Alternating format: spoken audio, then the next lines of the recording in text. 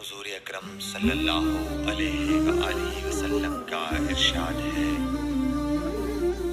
تمام اعمال کا دار و مدار نیت پر ہے، اور ہر عمل کا نتیجہ ہر انسان کو اس کی نیت کے مطابق ہی ملے گا۔ بس جس کی ہجرت دولت دنیا حاصل کرنے کے لیے ہو یا کسی عورت سے شادی کی غرض سے ہو، بس اس کی ہجرت انہی چیزوں کے لیے ہوگی جن کے حاصل کرنے کی نیت سے اس نے ہجرت کی۔